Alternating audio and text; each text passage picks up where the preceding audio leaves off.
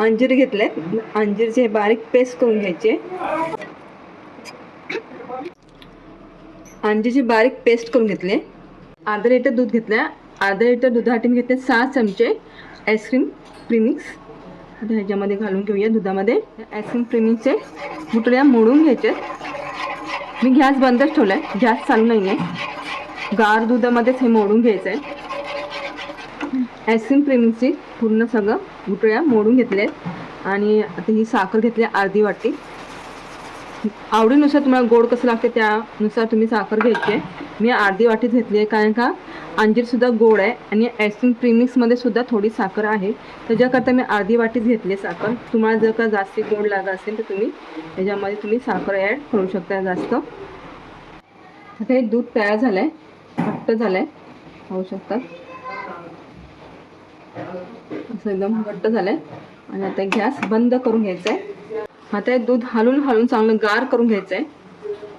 जेव्हा तुम्ही प्रीमिक्स टाकतात त्यावेळेला दूध आणि मिक्स झालं काय हलवत राहायचं आहे, म्हणजे खाली चिटकू नये त्याच्यासाठी हलवून घ्यायचं आहे।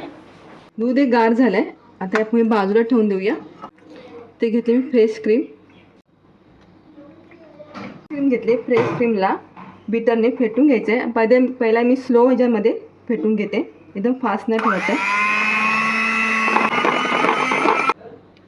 ते तयार झाली आपली क्रीम आणि ह्याच्या खालती मी बर्फ ठेवला होता आणि पटकन झाली आहे।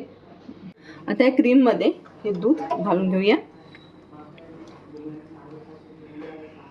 आणि बारीक केलेला अंजीर फ्रेश क्रीममध्ये घालून घेऊया। आता सगळं मिक्स करून घ्यायचं आहे।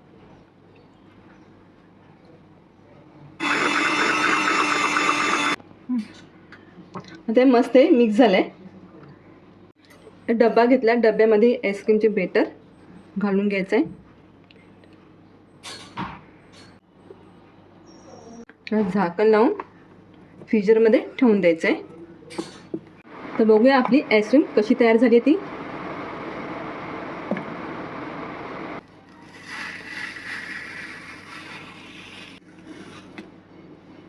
मस्त